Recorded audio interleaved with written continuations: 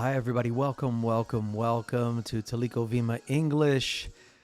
Today, we're going to be practicing the I.E.L.T.S test questions. We have three types of questions that are very, very common on the I.E.L.T.S exam. And so we'll be going over that today. Slide by slide, we'll break it down for you. And of course, this will be recorded. It'll be on our channel for you to watch afterwards, to share, to watch again. Every single time. We're here every Saturday night getting together with you and helping you to understand some things about this fluency developing process. Some of you need I.E.L.T.S exam or TOEFL exam questions. Some want to practice job interviews. Some want to increase vocabulary. Obviously, fluency has many sides, many facets. And so we're going to be going into that today. So we welcome all of you for joining us. We thank you for joining us. Hi, everybody. I'm your host, Jonathan. This is Teliko Vima English.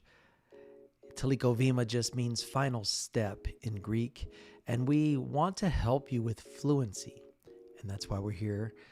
We are on Hello Talk. We're in other venues as well, in Bilibili and Redbook in China. We also have a WeChat study group, and we're based in Hello Talk, and we come here on YouTube, of course, to utilize the ability to keep things in a library, searchable, useful for you. So I hope you please subscribe and like and share everything on our channel. It should be beneficial to your goal.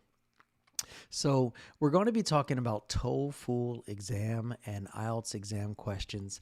I say both because both examinations have the fundamental four categories that you will learn within or you will be tested on. And in addition to that, the I.E.L.T.S exam from the UK primarily has some additional things that you have to learn and practice. It's a little more involved. But one of the questions or one of the parts of the exam are what we're going to be going over today. You'll find that these questions, the three that we're going to be talking about today, are fairly common. Now, how they ask them or what they refer to might be different, but you'll see the framework can be the same in your answer to each type of question. So we'll try to go through that today and make sense of it all so that you can get to increase your confidence, feel like you've had an experience. There are a number of places online that also give you sample tests where you can time yourself and get a little more of a feel for the atmosphere, the I.E.L.T.S or the TOEFL exam. But one of the first questions we're going to go over is describe a memorable holiday or vacation you have had. Explain why it was memorable and what you did during that time. Now, this type of a question is very common because they want to see or experience your thought process. Remember that fluency is largely determined by your ability to think in English and express it in English. So thought to speech. Now, they may take into consideration accents if those accents are hindering your being understood, but essentially going from thought to speech. If you're thinking in your native language or if your thoughts are going and being translated by your native language, and then you have to translate it over to English, you're going to take longer to answer the questions, and they're not going to be as thorough. Some things don't translate over well, right? So not only will it use up a lot of the allotted time that you have, they want to see how many you can answer within a certain time, but it will also cause your answers to be fabricated or fragmented, where they're not as complete or they might not sound as good. So when you're taking these exams, you're normally applying for a college or work abroad. And their concern is if you aren't fluent enough, your employer or the college, if you don't have enough ability to essentially think in English, then you won't be able to keep up with the curriculum.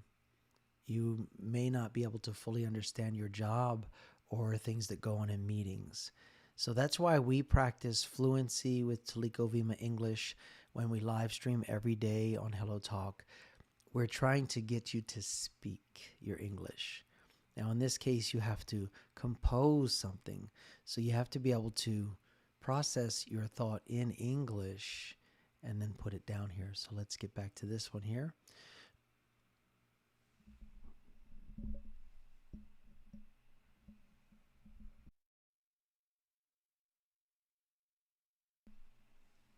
All right. So again, describe a memorable holiday or vacation you have had. Explain why it was memorable and what you did during that time. Seems pretty basic, right? But the kind of answer they're looking for is something like this. I know, right? When you look at this, you think, I can't do it. I can't do it. Yes, yes, you can.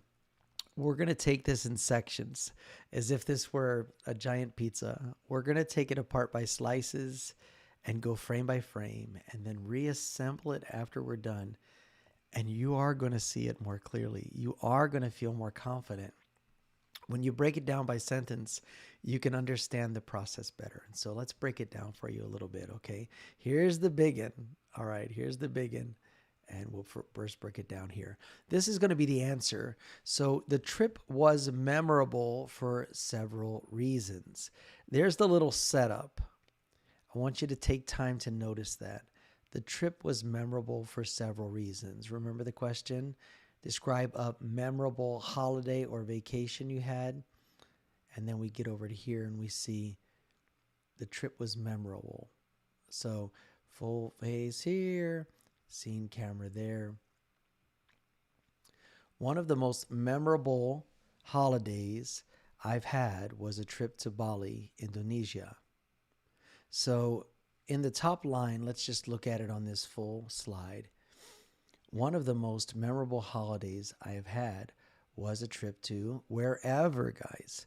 You can write anything in here, whatever. Hi, Sarah. Welcome. Nice to have you. So we're breaking down questions for the I.E.L.T.S exam and types of questions and evaluating or understanding the framework of these questions so that anyone can answer them. So the original question was, describe a memorable holiday or vacation you have had. Explain why it was memorable and what you did during that time. So you see the structure and what they're requesting from you. They want you to access a memory and they want you to be descriptive, but they also want it to be organized. So you're going to say where you went and why it was memorable. So we looked at this big screen at first and you're like, ah. But if you break it down into sections, you will see that literally you can just change out the place you went and add a few other small differences, and you can use an answer like this on your exam.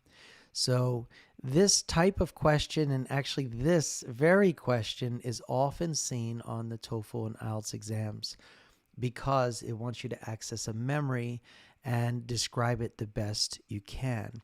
So we just wanted to read the beginning of this up here where it says one of the most memorable holidays I've had was a trip to Bali. So they just rephrased the question because the question was describe a memorable holiday or vacation you had. And they came in and said, one of the most memorable holidays I've had was a trip to Bali, Indonesia. Now let's go line upon line after that, okay? The trip was memorable for several reasons. Do you see the setup here? There's going to be a list, right? So the trip was memorable for several reasons. That is setting it up for the reader to realize you're going to list things.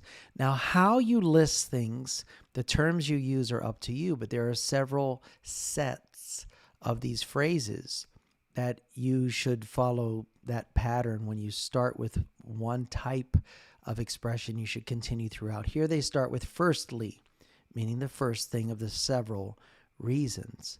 The natural beauty of the place was breathtaking. You could say that about anywhere, right? From pristine beaches to lush green rice terraces, Bali had it all. So wherever you're describing, the place was breathtaking because it's the most memorable that you've had. Now, pristine means flawless, as if they hadn't been touched, right?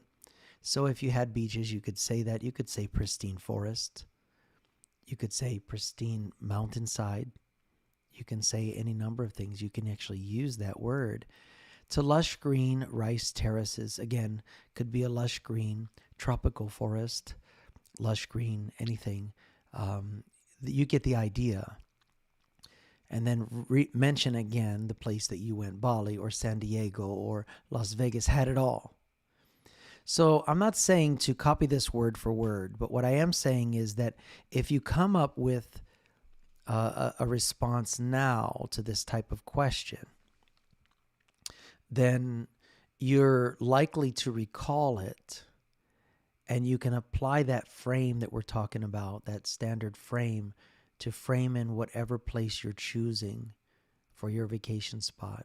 So preparing something like this beforehand is beneficial because, again, like I said, this is a common question seen often. So go ahead and prepare for it. Think of your descriptive words, how you could enhance it. Think of this listing format as we continue on. Firstly, the natural beauty of the place was breathtaking. From pristine beaches to lush green rice terraces, Bali had it all. Secondly, you see, we started with firstly. Now we're moving on to secondly. They're in the same category or the same grouping, right? Firstly, secondly. You could say thirdly. They're going to say something else coming up next.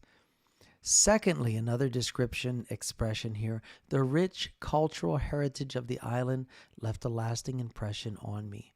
Now, we talk about culture all the time when we're on Hello Talk. One of the great things about talking with people from other countries is not only learning their language, but it's learning about their culture. And many cultures are interwoven with their language. It's really amazing. So if you're studying Chinese Mandarin, you can only get so far, and you have to start to understand the culture, because then some more things will make sense to you. Why things are the way they are, why you say things the way you say things. You have to learn to appreciate the culture and comprehend it for the context of a lot of things. So they're integrated, interwoven, and it's a very culturally driven country. Obviously, relationships are very important. And so I'm sure other countries you can say that about as well when they have a strong culture. And so you can express that in your answer here. The rich cultural heritage of China left a lasting impression on me. The rich cultural heritage of Jamaica left a lasting impression on me. You see how you can use this wonderful statement in your own answer. I visited ancient temples, witnessed traditional Balinese dance performances, and even took part in a cooking class to learn about their cuisine. So instead of saying food, they said cuisine.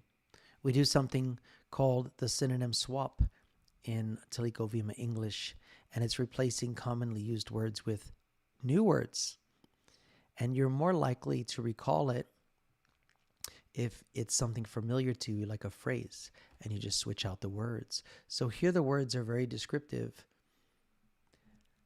You can plug in what you need to. I visited the Great Wall, witnessed traditional Chinese ceremonies and performances, and even took part in a class how to make dumplings so I could learn about their cuisine. You see, you can shapeshift this for whatever your particular vacation was. Make sense so far? Well, we're trying to take away the fear factor. Remember, fear has to be brought down by courage, and then you're able to have an experience. From that experience, you can learn from it. You can learn what you did right and what you did wrong, but you gain experience, and experience increases confidence. Confidence works as like an immune system against fear getting a hold of you. So think about that. When you have fear, use your courage, have an experience, and then gain confidence. Lastly, so we had firstly, secondly, then Lastly, the warmth and friendliness of the local people made the experience more special. Could you say this? Um, could you say this if you were talking about China? Of course. Could you say this if you were talking about Japan? Absolutely. About Jamaica? Sure. Italy? Yeah, absolutely, right? The warmth and friendliness of the people, of the local people, made the experience even more special. During my time in Bali, or during my time in Jamaica, I also indulged in various activities like snorkeling, surfing, and exploring the vibrant markets. Again, you see, you can use this across several different vacation spots. Um, so when we see this all together, right here, lastly, and then we say overall, it was an unforgettable vacation that combined relaxation, adventure, and cultural exploration. So the overall is like saying in summary or to conclude. You want to switch those out because many people use those too much. So you want to think about it. Firstly, secondly, finally, additionally, and then in summary, right? They all group together. And it's okay. They're not grading you on that. They're just looking at your content. What is your content? Is it descriptive? Does it seem very personal? So we talked about the excitement of the culture, of the friendliness of the people, the vibrance or the pristine appearance of the place, whatever you saw, forest or rice fields or whatever you saw. So this is a quick little kind of formula for one of the most, well, not most, one of the frequently asked questions on the I.E.L.T.S and the TOEFL exam. So preparing for these, or controlling the controllables, as I like to say, helps you to handle the variables. If you know the kinds of questions that they're going to ask you, that's great. If you know the types, or whether it's true, false, multiple choice, essay, that's cool. That's really helpful. If you know the actual questions, you have no excuse. You need to practice and prepare so that you will have thought about the descriptive words when the clock isn't running, right? And then you'll have that answer to be able to use on your TOEFL or your I.E.L.T.S exam. So this strategy is really important because these are controllables. These are knowns, and you can go into it prepared. You can save time or score very well on the knowns. That gives you more time in some cases for the unknowns, and it'll build your confidence. If you ran into these questions and you had your exciting vacation already written in your head, you could just write it down and recall it the best you could in the framework that we talked about and be like, already you have a burst of confidence.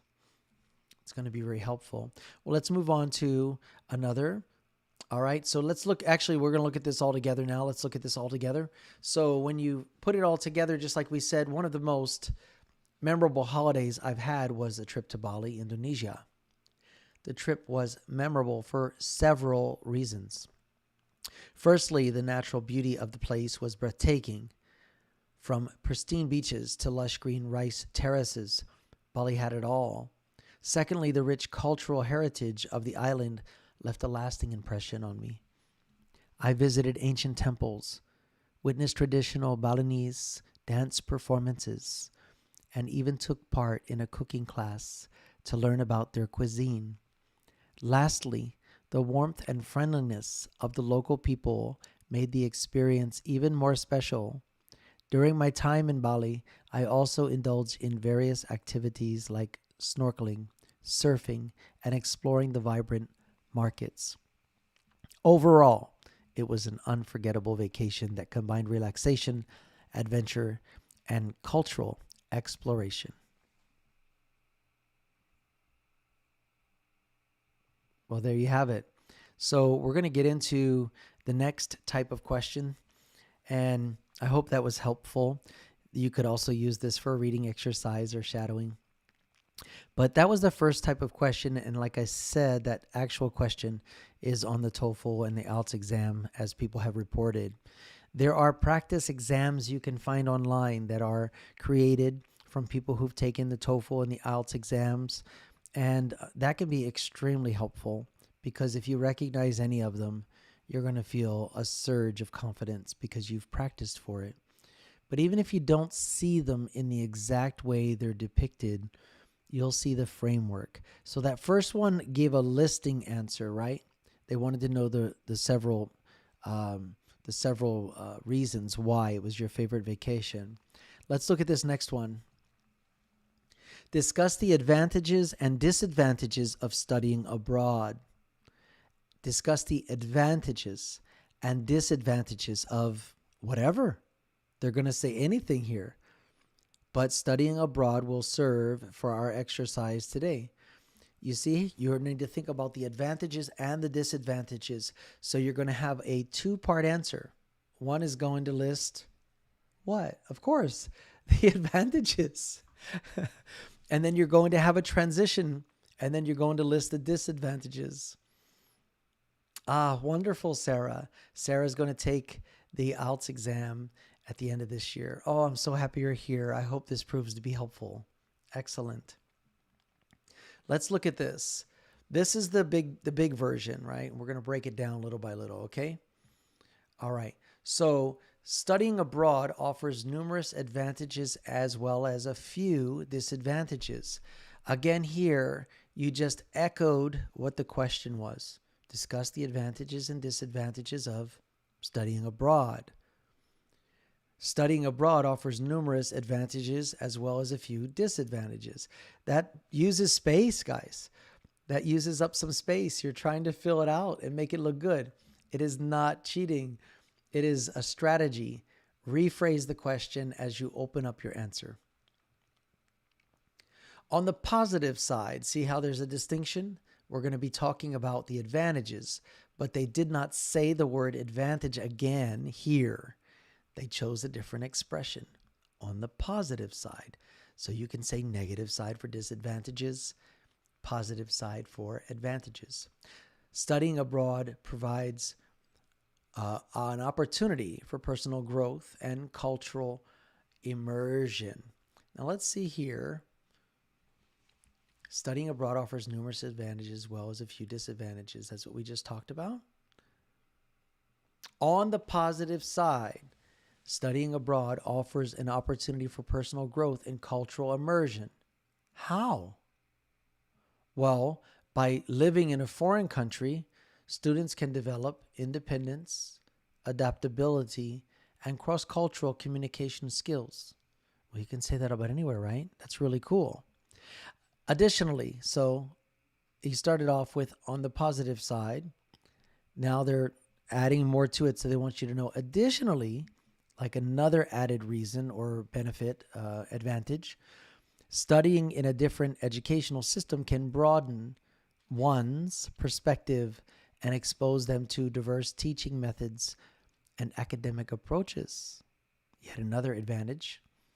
And here's a third advantage. So they used on the positive side, additionally, and now they say, moreover, studying abroad can enhance career prospects as employers often value international experience and cultural competence. So here they did a listing of these several advantages, but they called them the positive side, on the positive side, and then gave a reason why. So I want you to see this. I know we're talking a lot about this slide, but I really want you to see this structure here. You know, when I help people in pronouncing their English, some of them have been speaking English for many years, 10, 20, 30 years, but they still have their accent. Why is that? Well, because most of the time we just imitate what we've heard. We don't really learn the structure of the language so that we can start to shape it ourselves. We repeat things the way we think we're hearing them, and we get away with it, right? We just do.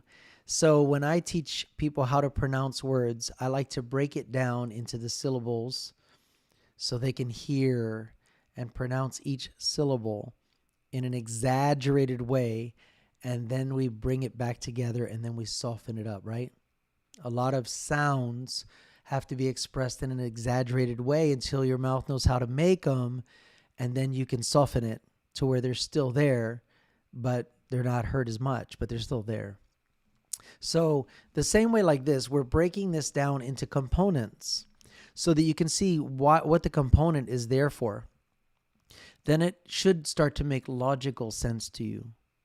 So when you're thinking of the structure, you're not thinking of what you've memorized.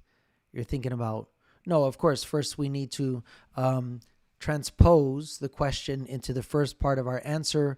Then I need to choose which group of words I'm going to use to distinguish that we have three different answers here, right? And you can use the same ones because it's your choice. But you'll learn about other groups that you can use. Firstly, secondly, additionally, finally, all those kinds of phrases.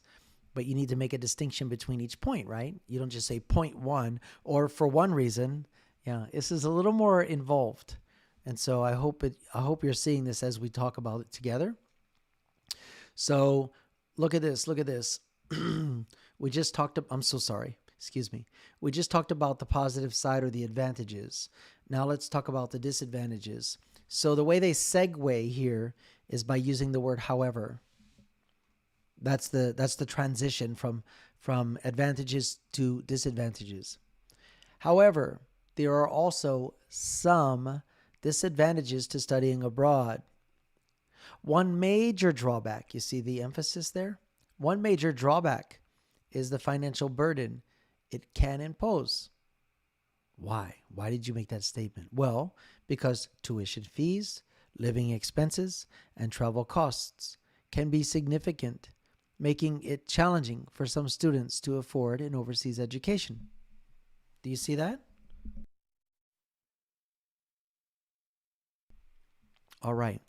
Another expression here to distinguish. Additionally, so this is a separate point. Being away from family and friends can lead to homesickness and feelings of isolation. Cultural and language barriers may also pose challenges. Now here they inverted it. Instead of saying the distinction in the beginning, they said it after the statement. You see up here they say one major drawback is the first point, additionally is the second point. Then they list the third point and then bring in the expression. I know, but it's a fancy way of doing it. Instead of saying, thirdly, cultural and language barriers may also pose challenges. They say, cultural and language barriers may also pose challenges, distinguishing it from the other two. Despite these drawbacks, the one major drawback, additionally, and may also pose challenges, drawbacks, the overall experience and personal growth gained from studying abroad often outweigh the disadvantages. I wonder, did you get that? True, I'm working myself off to save up money. Yeah, the TOEFL exam and the I.E.L.T.S exam are expensive. The last time I checked, I think they're about $200, I think. And one of the goals of Teliko Vima English, the reason we're on YouTube and hoping to get monetized here soon, is because we want that resource, that from the monetization, to be able to relieve you of these types of things. You know, that's one of our dreams, is to be able to use the resources gained from monetization to liberate you guys. You know, these opportunities should be available for everybody. And we want to eliminate the very real hurdle of financial challenges, whether it be teaching things to you. Though I'm not a certified teacher, sometimes the things I'm able to share are helpful. And so that's why we do it free of cost and try to allow people to grow and apply themselves and have those opportunities. It's a good thing. All right. Let's get back into this final section here. Okay, right. Got you. All right. Now, here we go. Here's the third type of question we're going to talk about today. This is the third type of question.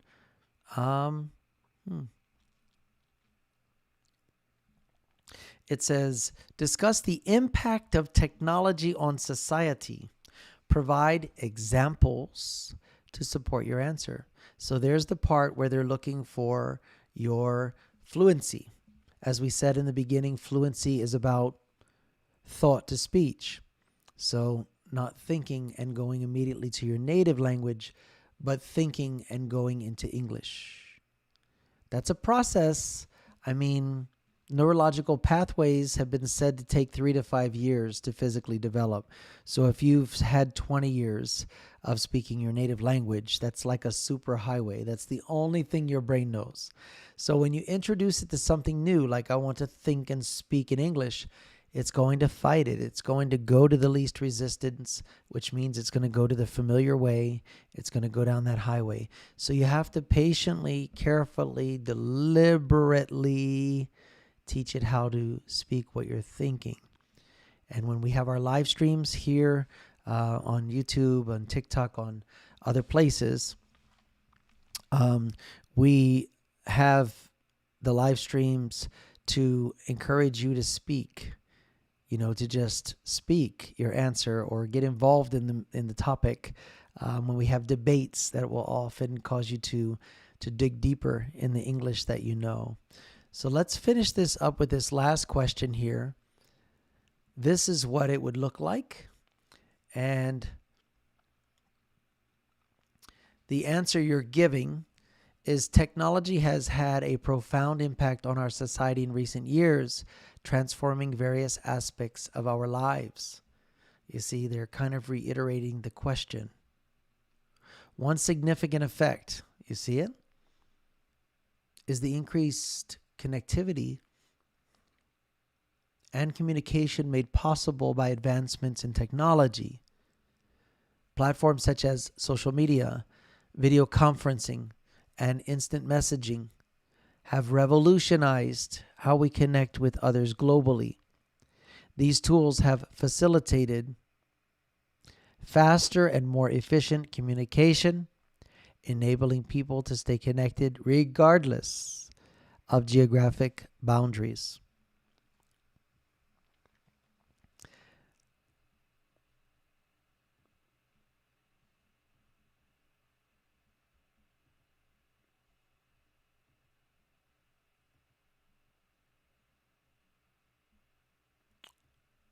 Moreover is the transition word here. Moreover, meaning here's another thing.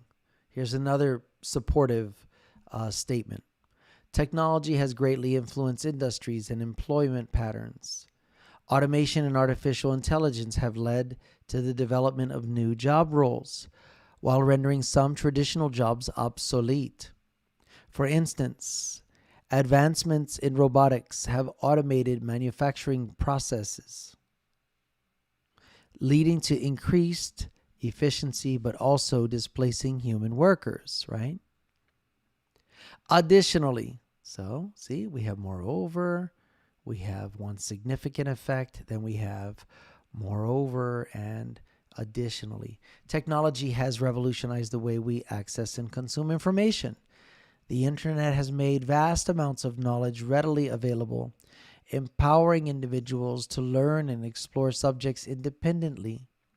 E-commerce platforms have transformed the retail sector, offering convenience and access to a wide range of products from the comfort of our homes.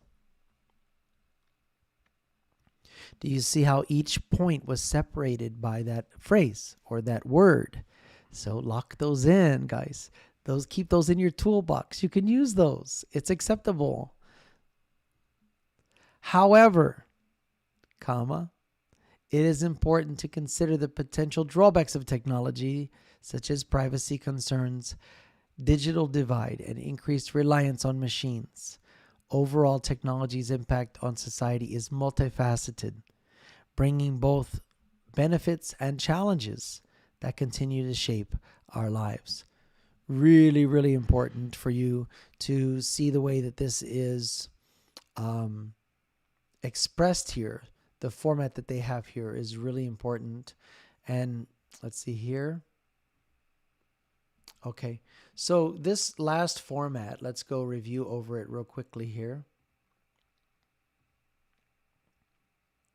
So, the impact of technology on society. You're going to talk about the benefits as well as the drawbacks. That's why there was a however at the end, right? And so, when you see the structure one more time on this, it starts off with technology has a profound impact on our society in recent years.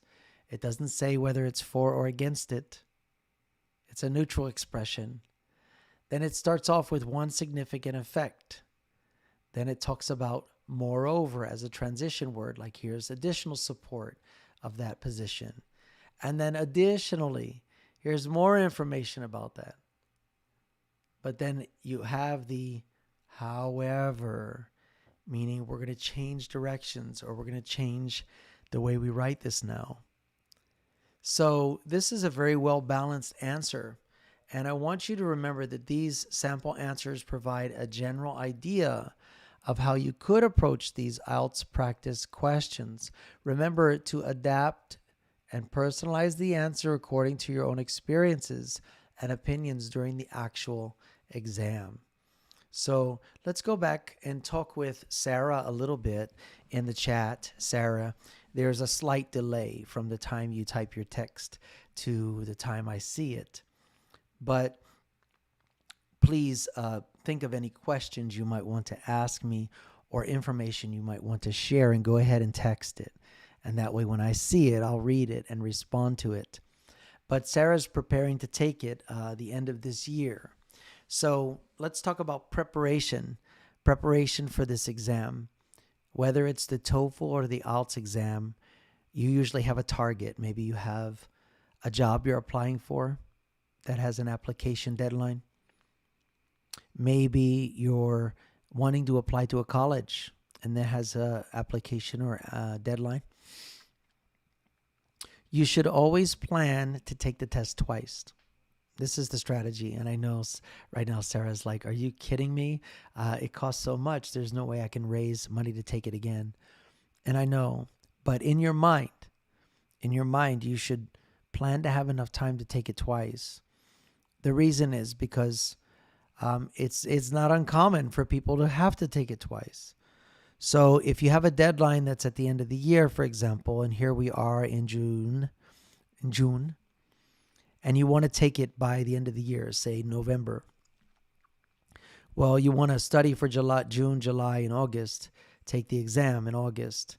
And then if you fail, as you get the money together to take it again, you can study August, September, and October with the knowledge of what the exam is, and you've experienced it, and you know what areas you need to work on and nail it the second time. I know it's really hard.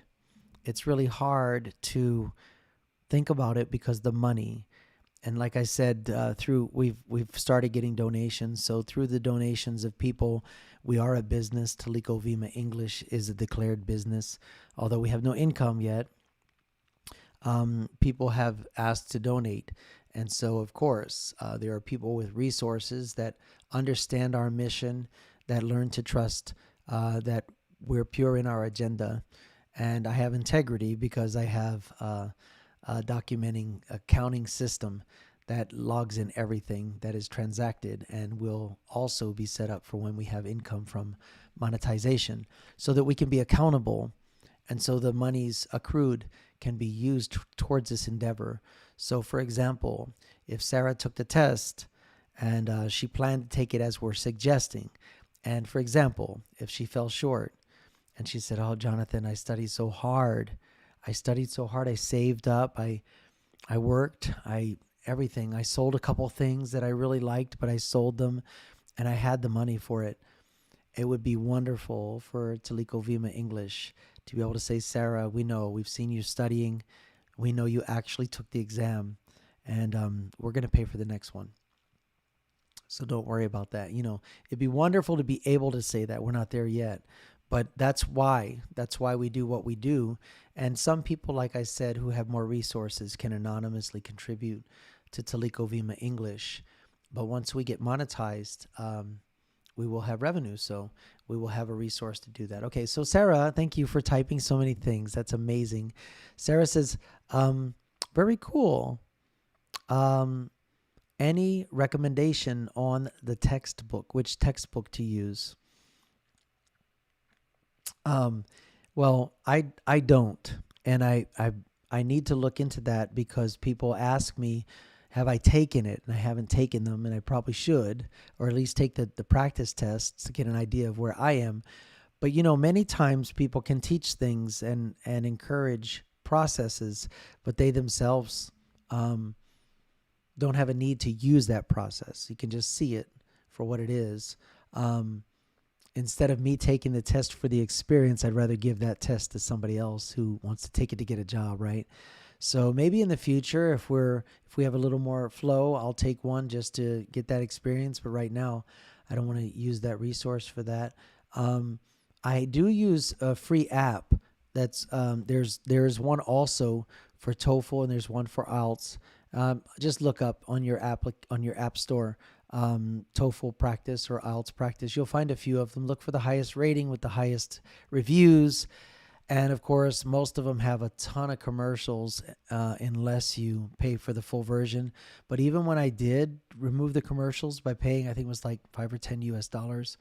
And now I have access to, all of these words and definitions. It'll give me a word of the day.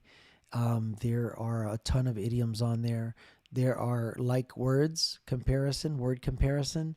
There's a bunch of things on there. So there are apps you can get that would help you a lot. Sarah wants to apply for Columbia University for a PhD in education. It's not a secret now. You put it.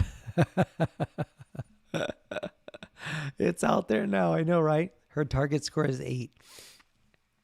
Wonderful, wonderful, wonderful. Well, Sarah, if you have any questions or anything else to say, go ahead. I'm going to say a few more things here, and then I'll look back over at the chat and see if we can use some of what you're saying. This is going to be posted on our YouTube channel. We're doing really well there, but please subscribe. Please subscribe. We have videos on idioms and other things. And of course, there's a way, guys. There's always a way for you to donate. So you can contact me directly at teliko.vima.english@gmail.com. You can contact me directly and I can give you a source to use if you want to make a contribution for things like this where Sarah wants to take the exam and what if she has to take it again, or other people who don't have the resources. You can feel free to donate to us for that purpose. Otherwise, we provide all of our services for free for various reasons, but I just ultimately think it's the right thing to do. And we use places like this to be able to get these teachings out there. So absolutely. Yeah. Oh, and Sarah says she could really use our help. So like I said, whoever's watching this, if you want to make that kind of donation, it can be completely anonymous and we can work it out. Cool. So without further ado, well, that's the beginning of something. So in closing, thank you guys for joining us. We try to be here every Saturday. We've also started doing Zoom meetings. So the Zoom meetings can be at 2 different times on my days off, twice a week. We'll have a time that's convenient for China, like the evening. For China, maybe after our live stream on Hello Talk, we'll have a Zoom meeting where we can have up to 100 people in there. It's very useful, very productive.